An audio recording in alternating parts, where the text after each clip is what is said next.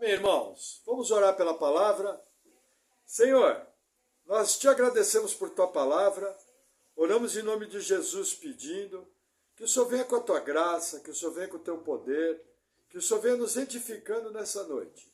E me capacita, Senhor, a transmitir a palavra de maneira bíblica. Em nome de Jesus. Amém. Amém, irmãos. Agora nós vamos iniciar uma experiência diferente.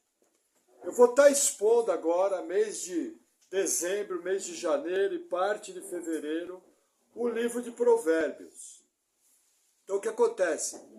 Provérbios é um dos livros mais interessantes que tem na Bíblia.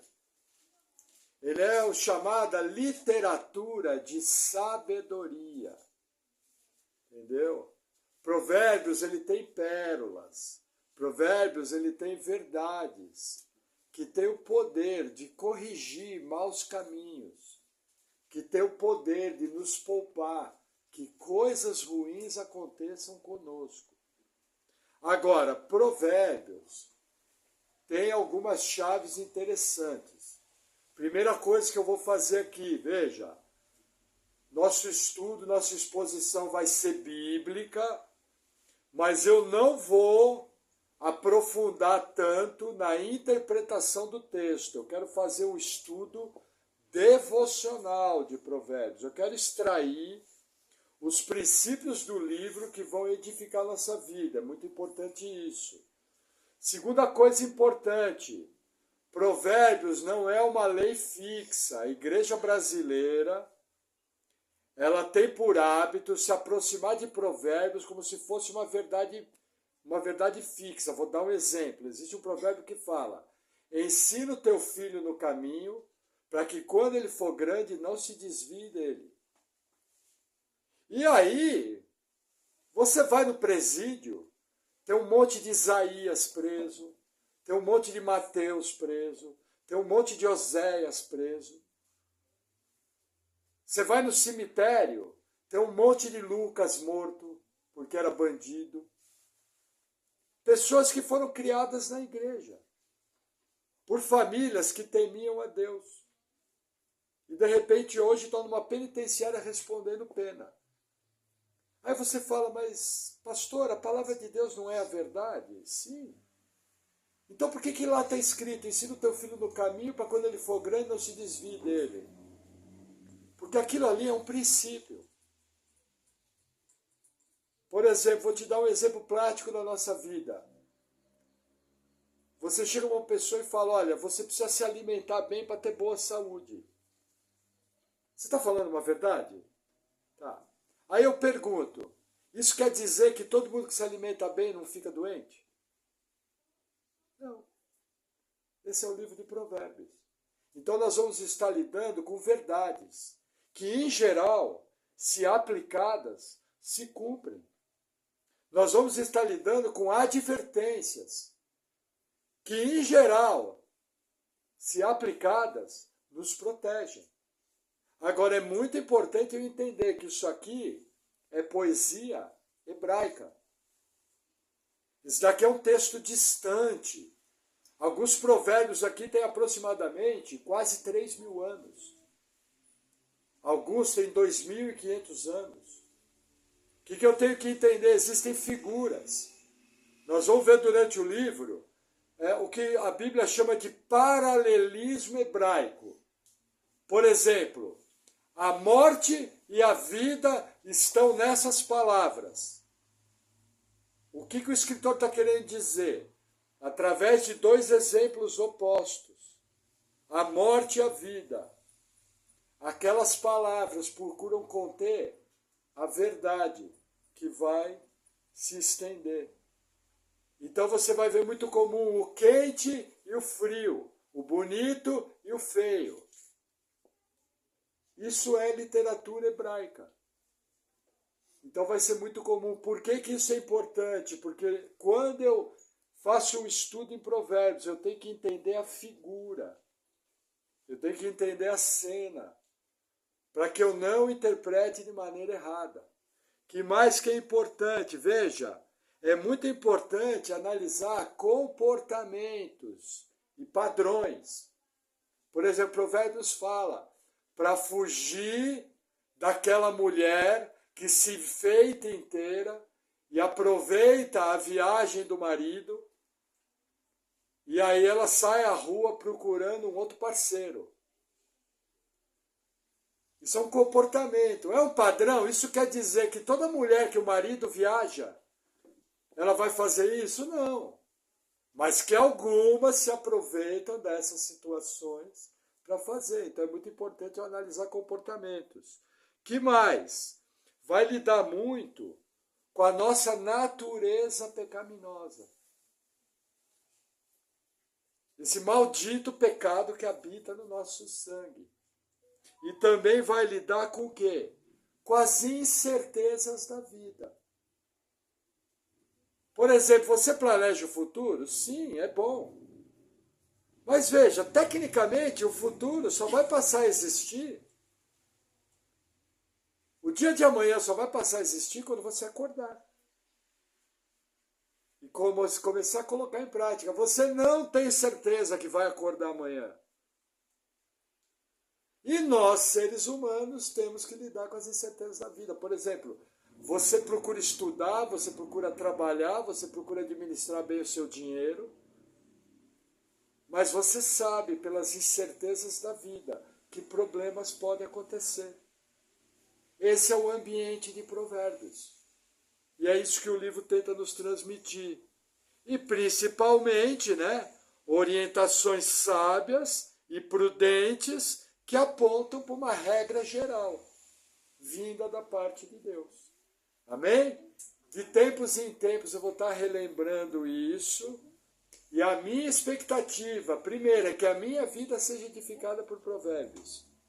E que a sua vida seja edificada.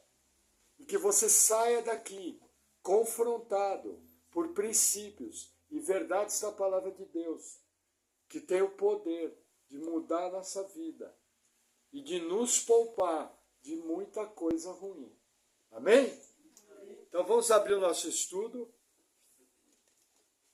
Provérbios capítulo 1.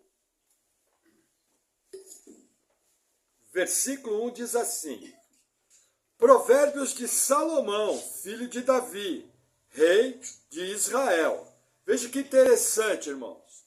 Salomão escreveu boa parte dos provérbios, não todos.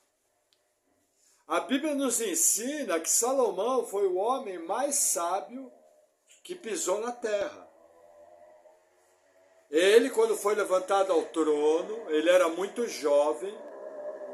Davi chegou para ele e falou: olha, seja homem e faça a tua parte. E aí, num ambiente difícil, ele assumiu o trono. Aí ele foi visitado por Deus em sonho. E Deus falou para ele: pode pedir o que você quiser. E ele pediu sabedoria. Aí Deus deu sabedoria a ele. E de quebra ainda deu poder e riqueza. Agora veja que interessante.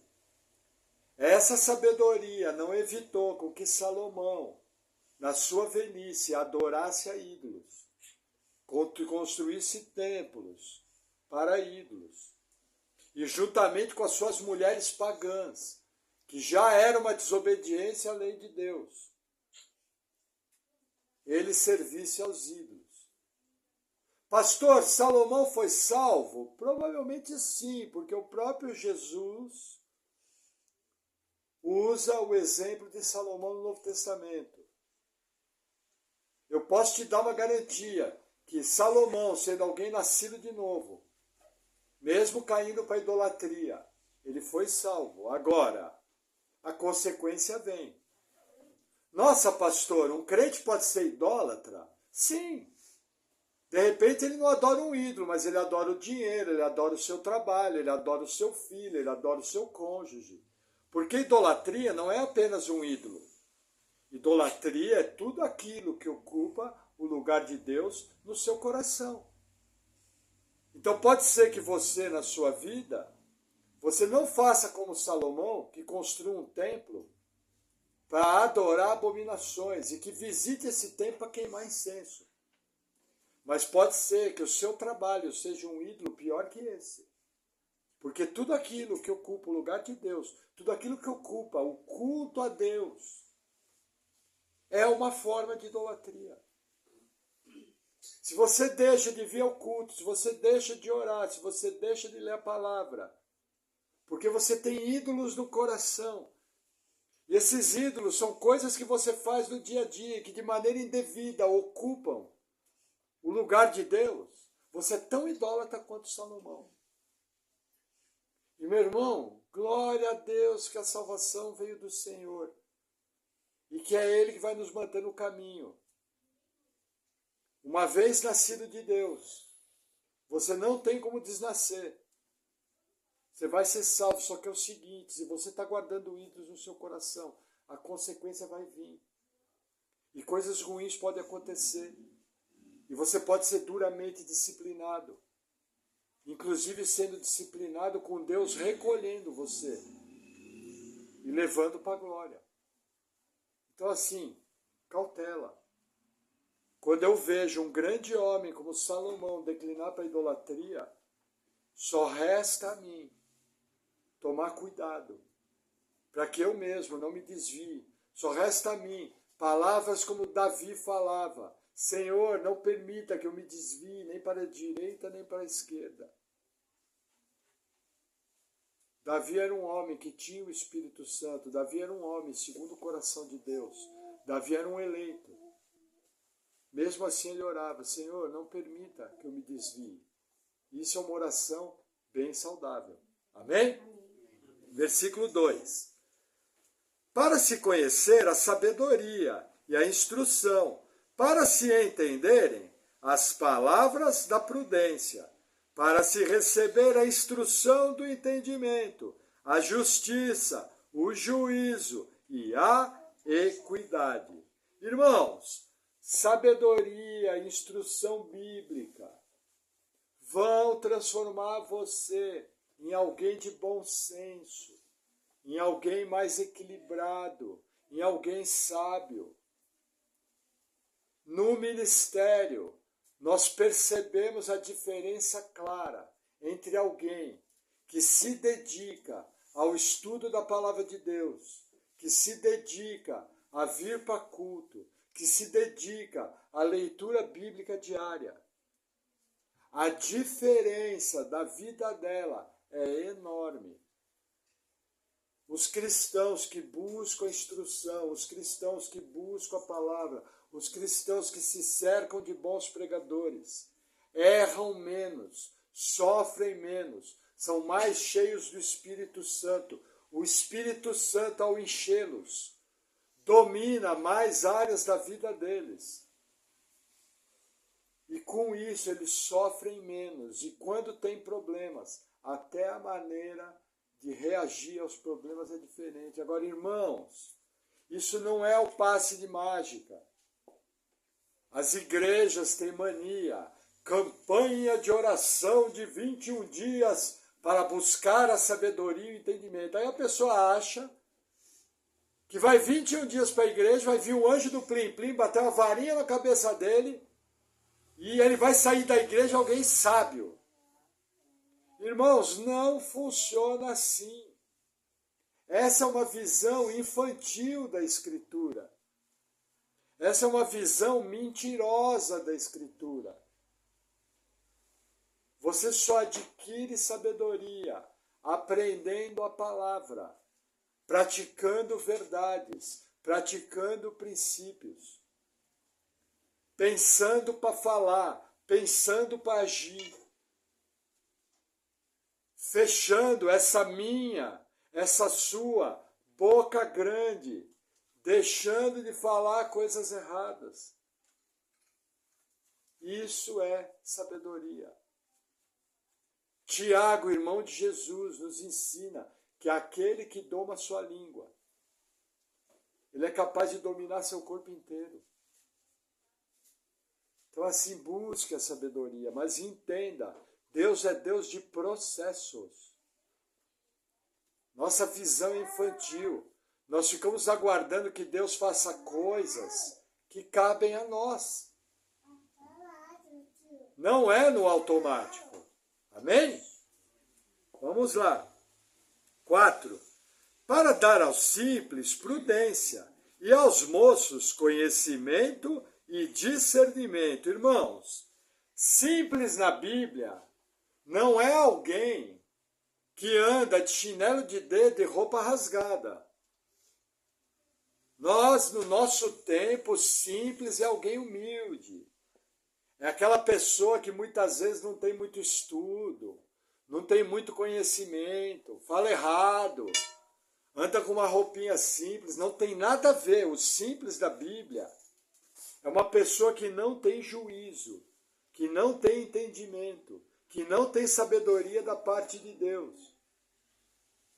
Isso quer dizer o quê? Que alguém pode ser muito rico, ter uma casa muito boa, ter um carro muito bom, vestir roupas boas, comer em restaurante caro e ser um tolo. O que é o tolo? Tolo é alguém desprovido da glória de Deus, da presença de Deus. Então o que acontece? Se você na sua vida vê que você precisa de entendimento, você é uma pessoa simples. E esse é o caminho aqui. E a primeira coisa que vai vir, prudência, irmãos. Prudência é muito bem-vinda, precaução e canja de galinha. Não faz mal a ninguém. Cuidado, se você agir mais devagar, vai errar menos, dá tempo de pensar, dá tempo de refletir e dessa maneira sofrer menos. Amém? Versículo 5. O sábio ouvirá e crescerá em conhecimento, e o entendido adquirirá sábios conselhos. Irmãos, quem é sábio sempre aprende. E essa caminhada vai ser durante toda a nossa vida. Sempre você tem algo a aprender. Deus sempre vai te ensinar algo. Agora, a grande pergunta é, você tem ouvidos para ouvir? Lembra que Jesus falava, quem tem ouvidos para ouvir, ouça. E não é simplesmente ouvir, ficar com aquela cara e falar, nossa, o pastor falou bonito hoje. Porque se você está ouvindo e não tem a mínima vontade de cumprir aquilo, de obedecer, isso é uma forma de rebeldia gospel. Você faz cara de santo, você balança a cabeça como se estivesse gostando, mas não tem a mínima vontade de fazer. Então assim, quem é sábio, alcance entendimento. Entendimento do quê? Das verdades da palavra de Deus. Amém? E aí o texto continua. Para entender os provérbios e sua interpretação, as palavras dos sábios e as suas proposições. Irmãos, o Senhor é aquele que nos dá o entendimento, que nos dá a sabedoria. É a sua graça operando em nós. Sabe aquela oração? Senhor, me ensina. Senhor, me capacita. Senhor, me ajuda. Entendeu? A Bíblia nos ensina, e no livro de Hebreus, que Deus é premiador, é galardoador daqueles que o buscam. A Bíblia nos ensina, na carta de Tiago, que se alguém precisa de sabedoria, peça ao Senhor. E Ele vai dar. Está numa situação difícil, peça entendimento, peça sabedoria. Amém? E o versículo 6 vem com uma das maiores verdades do livro. O temor do Senhor é o princípio do conhecimento. Os loucos desprezam a sabedoria e a instrução. Irmãos, temor do Senhor não é ter medo. Temor do Senhor é ter reverência. Temor do Senhor é entender que as verdades espirituais trazem consequência. Temor do Senhor é compreender o que Gálatas 6 me ensina. De Deus não se zomba. Aquilo que o homem plantar, certamente colherá. O que o provérbio fala? Os loucos desprezam a sabedoria. Quando você vê alguém que não dá ouvidos a uma verdade, você está diante de um louco. E pode ser um louco em plenas faculdades mentais. Não é aquele louco que fica babando colorido. Louco aqui é no sentido de não querer ouvir.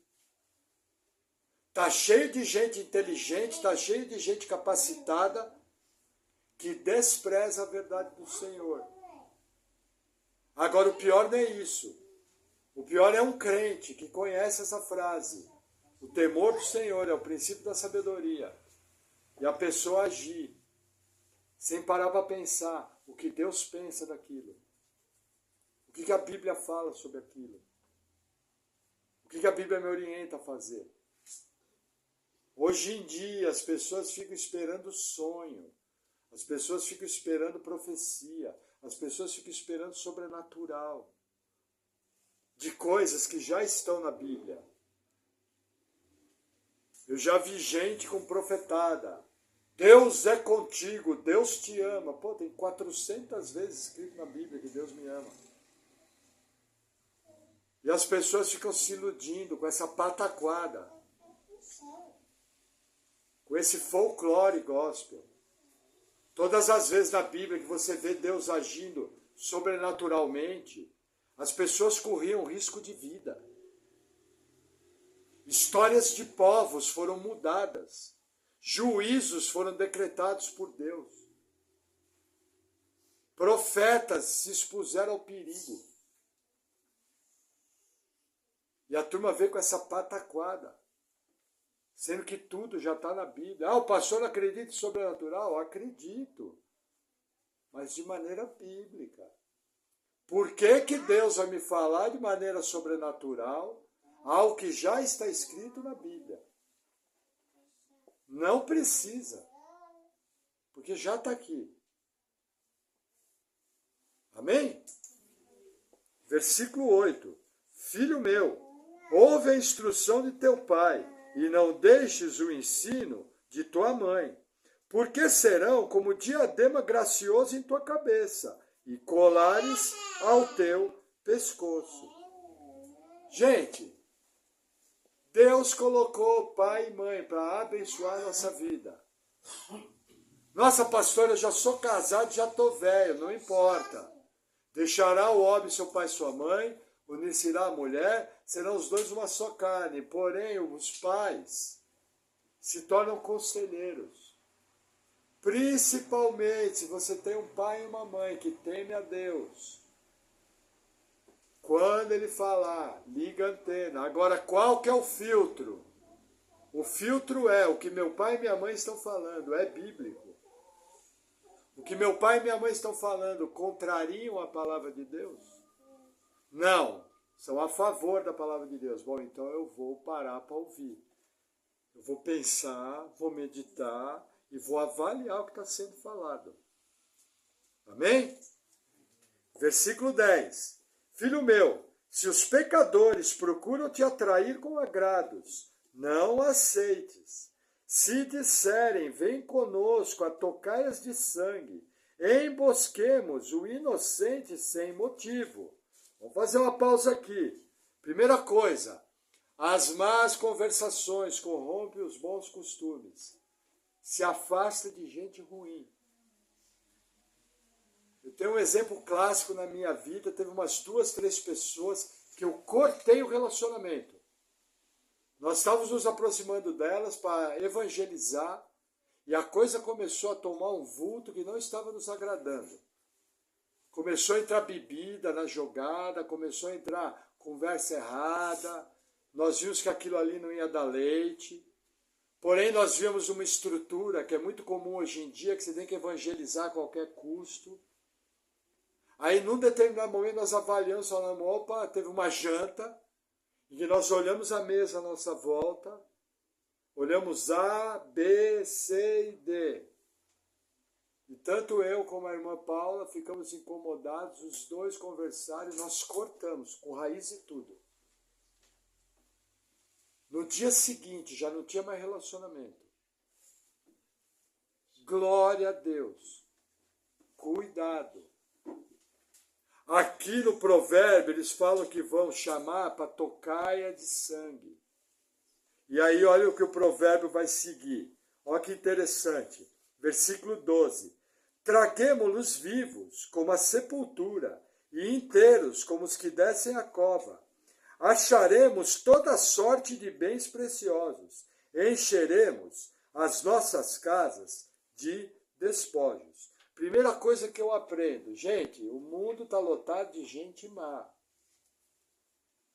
E sempre pode ter alguém pronto para te convidar para fazer o que é errado. Talvez não nesse grau. Porque a pessoa sabe que você é crente, mas em algum grau, alguma pessoa próxima, pode ser uma ferramenta do inferno para te atrair para um mau caminho. É muito importante você tomar cuidado. Outra coisa que emana do provérbio. Irmão, vigia, tem gente má no mundo que está doida para roubar o seu dinheiro. E se precisar, dar um tiro na sua cara. E não está nem aí. Você é apenas um número.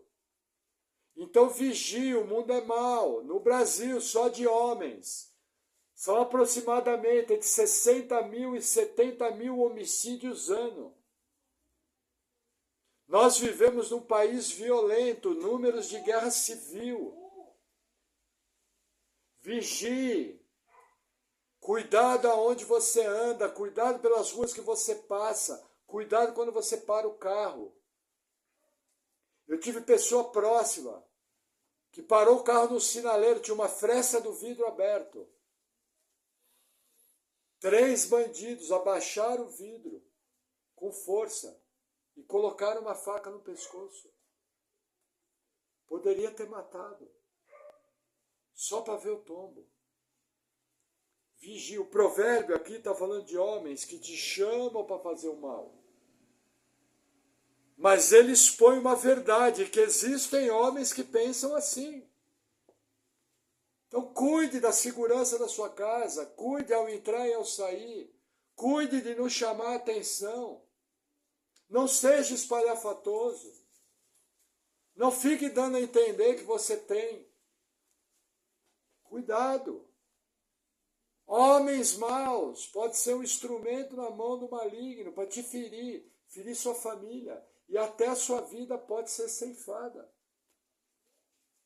Seja prudente, tem uma confusão ali, passa longe. Você sabe que no seu bairro tem alguém violento, pessoa passar cumprimente, bom dia, um bom dia para o senhor, entendeu? Você evita problema. Entende? Você não precisa andar junto, mas uma palavra gentil, ela adoça a boca. Às vezes a pessoa vai deixar de roubar a sua casa simplesmente porque você trata ela com respeito. Porque você dá um bom dia, você não vai estar andando junto. Mas você vai estar sendo educado. Nós vivemos num mundo onde esses pequenos comportamentos são bem-vindos, porque tem muita gente má. Amém? Versículo 13. Não, já foi. Versículo 14. Lança a tua sorte conosco. Teremos todos uma só bolsa. Filho meu, não te ponhas a caminho com eles. Desvia o teu pé das suas veredas, porque os seus pés correm para o mal e se apressam a derramar sangue. Olha que interessante. Nas propostas erradas, sempre vão te propor alguma vantagem. Por exemplo, eu conheço gente que foi proposto para ele fazer uma negociata no emprego. E ele perdeu o emprego por justa causa. Eu conheço gente que foi para a delegacia porque foi proposto para ele fazer coisas erradas. Entendeu? Eu conheço gente que estava num trabalho. Estou lembrando agora. E assim que viu que no trabalho se fazia falcatrua, A pessoa imediatamente foi lá e pediu demissão no dia seguinte. Porque corria o risco de dar até Polícia Federal. Isso é prudência. Entendeu? Cuidado. Se afaste. Se vier te fazer uma proposta assim, fala, mano, tô fora. Isso aí não é pra mim. Ó, sou muito fraco pra isso. Passa por bobo. Fala, ih, rapaz, nem nasci pra isso. Tô fora. E já muda de assunto e se afasta. Pra também não aprofundar muito. E liga a antena com aquela pessoa. Entendeu? Por exemplo, eu conheço pessoas que a pessoa veio contar para mim, nossa, caí num golpe, o que aconteceu? Ah, comprei 40 mil dólares falsos e não me entregaram. Eu olhei para a cara dele assim, falei, nossa, um gênio. Primeiro estava comprando dólar falso, e segundo não entregaram. Um gênio. Entendeu? Eu conheço pessoas, há muitos anos atrás, que vieram contar para mim e para minha esposa que descobriram o segredo do cofre da empresa. E aquela empresa era metida com mineração também. E aí a pessoa estava bolando um plano para passar a senha do cofre para outra pessoa e roubar o cofre. Eu lembro que assim que nós saímos da casa da pessoa, eu cheguei e falei, ó, acabou. Essa aí nós nem vamos chegar perto. Porque isso aí é atitude de quadrilheiro. Irmãos, eu nem crente era. Eu era um safado, sem vergonha, vagabundo, mas não era burro. Não, era meio burro, né? Porque ainda não servia a Jesus, né? Então... Mas assim, veja, o fato de nós sermos pecadores, né? Não precisa exagerar, né? Até sem Cristo você tem escolhas, fazer o certo e o errado. E eu tenho certeza que contando essas histórias, o Espírito Santo já vai trazer à sua memória algo que aconteceu no passado. E que você, através de uma atitude prudente, foi livrado. Ou através de uma atitude impensada, você teve prejuízo. Cuidado. Amém? Versículo 17. Na verdade, é inútil estender-se a rede ante os olhos de qualquer ave. No entanto, estes armam ciladas contra o seu próprio sangue e espreitam suas próprias vidas. São assim as veredas de todo aquele que usa de cobiça. Ela põe a perder a alma dos que a possuem. Lembra que eu falei que tem que entender as figuras de Provérbios? Irmãos, quem é do mato sabe. Você não pode fazer uma armadilha em que a presa veja você fazendo armadilha. E ao fazer uma armadilha, você não pode deixar essa armadilha visível, porque o animal é extremamente arisco. Os animais não são bobos. Se ele vê algo diferente, ele não vem. Guardada essa nossa primeira aula prática de sobrevivência na selva, o provérbio nos ensina o seguinte, que quem faz coisas erradas está armando cilada contra si mesmo. Quem faz coisas erradas, o maior prejudicado é ele. O provérbio está dizendo, olha, ele está te convidando para fazer coisa errada, mas o primeiro a cair é ele. Irmãos, coisa mais difícil que tem é você ver bandido se aposentar por idade. É difícil, hein? Eu conheço alguns que ficaram velhos. Mas infelizmente por quê? Porque aqueles que morrem sem Cristo, o destino deles é no inferno. Entendeu? Mas assim, morre. E se você tentar fazer algo errado, você vai cair em cilada. Eu lembro uma vez, quando eu tinha 15 anos, Deus é bom, né? Começamos a andar com um tal de bonitão. Olha o nome da coisa. E ele era cheio das 9 horas. E um dia ele chegou e falou, olha, tem um pé de polcã naquela casa, madurinha, vamos buscar. Eu falei, não, Celo, não, vamos. E aí vai, o bobão foi. Aí a ideia do bonitão subiu no muro e só estava jogando as polcã. De repente, me sai o dono da casa. E o dono da casa, juiz de menor. Naquela época que você passava o final de semana na FEBEM. Isso não é o pior. Eu não sabia, mas a casa cruzava a quadra. E era a casa de 2 amigos meus. E ela atravessava a quadra de uma rua a outra. E apareceram esses 2 amigos meus. E eu com as mexericas na mão, que nem um otário. Glória a Deus! Pedi 1000 desculpas. Baixei a cabeça. Vai fazer o quê? Não tem mexerica em casa? Nem mexerica eu gosto, irmãos. Nem como quase. Mas o que eu percebi depois? Foi mão de Deus. A partir daquele momento, me afastei com o tal de bonitão. Entendeu?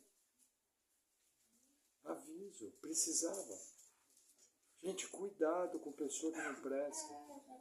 Cuidado, essas pessoas prejudicam. Versículo 20, deixa eu tomar um gole d'água.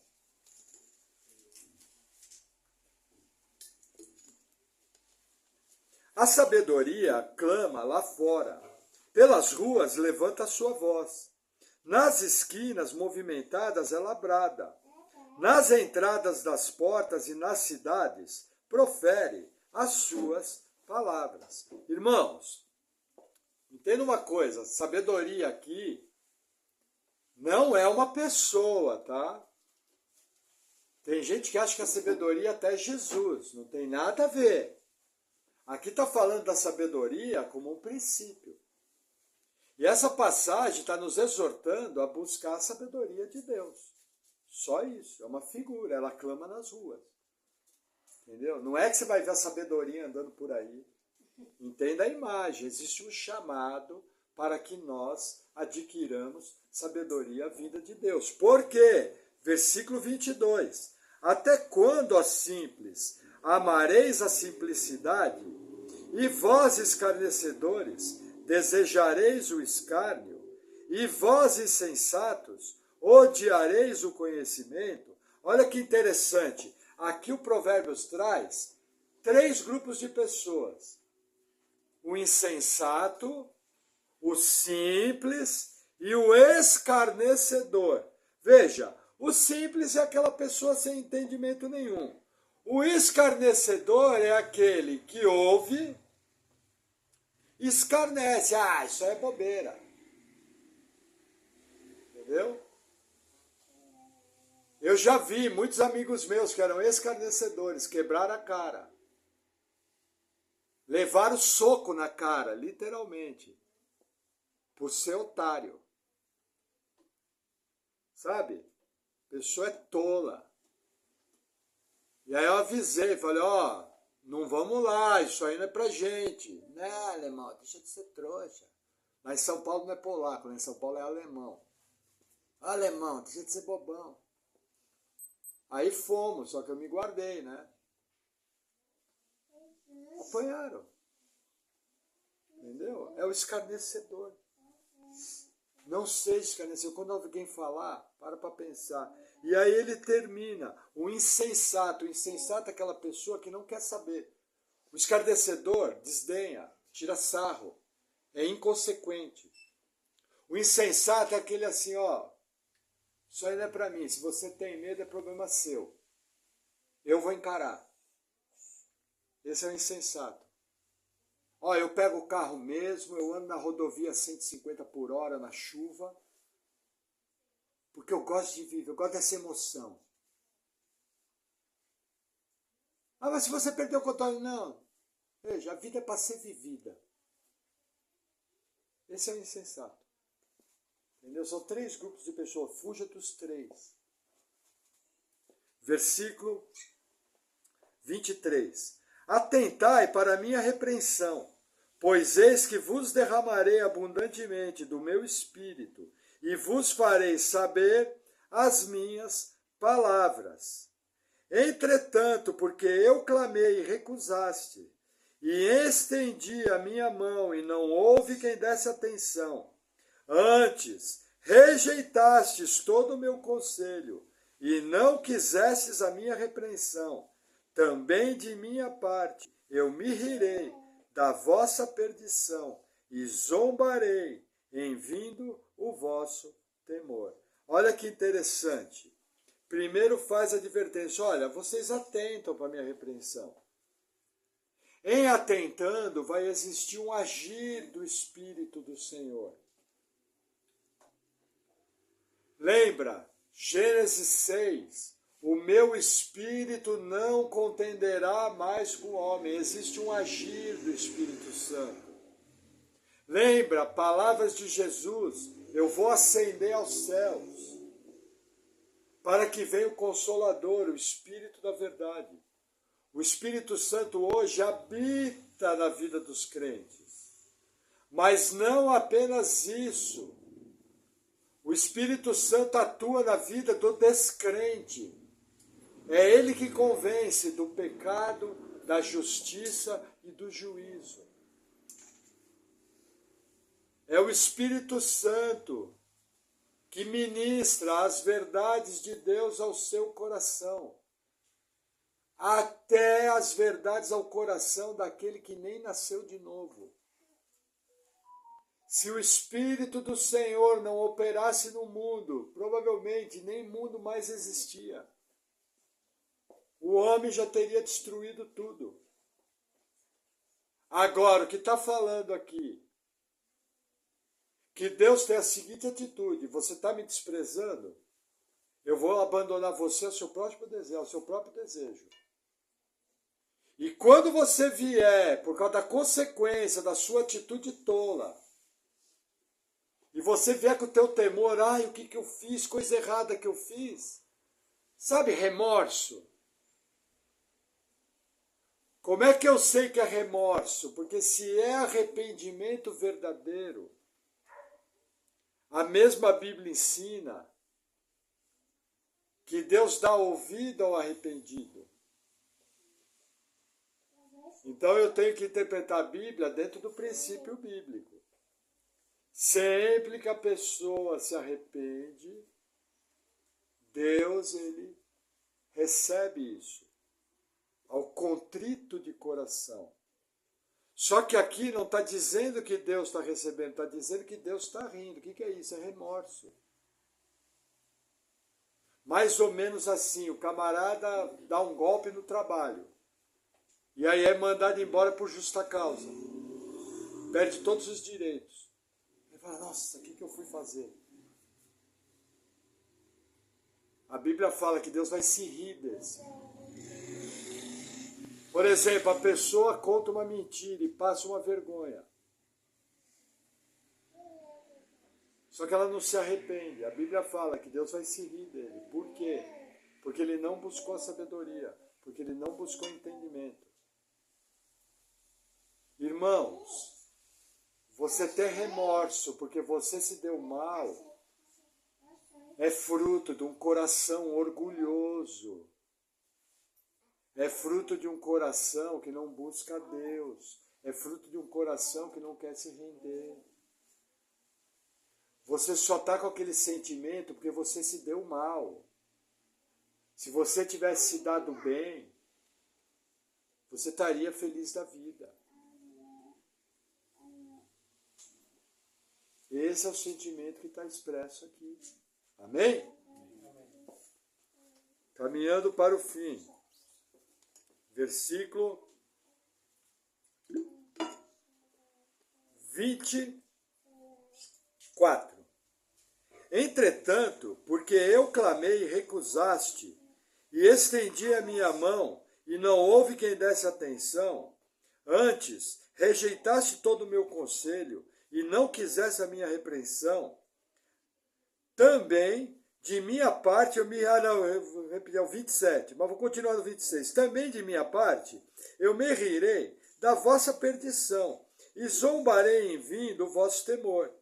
Vindo o vosso temor como assolação, e vindo a vossa perdição como uma tormenta, sobrevirá a vós aperto e angústia. O que ele encerra aqui no 27? As consequências da atitude errada. Aperto e angústia. Lembra que eu sempre falo do dom de socorro na igreja? Do dom de misericórdia? Que para ajudar os outros, você precisa ser guiado pelo Espírito Santo. Por quê? Porque tem gente que está no aperto. Porque não tem sabedoria, porque desobedeceu, porque está debaixo de uma disciplina. Então precisa tomar muito cuidado. Entendeu? Porque a consequência vem. A casa cai. E aí, o 28, Deus muda o diálogo, olha o que ele fala. Então, clamarão a mim, mas eu não responderei. De madrugada me buscarão, porém não me acharão. Vou fazer uma pausa aqui.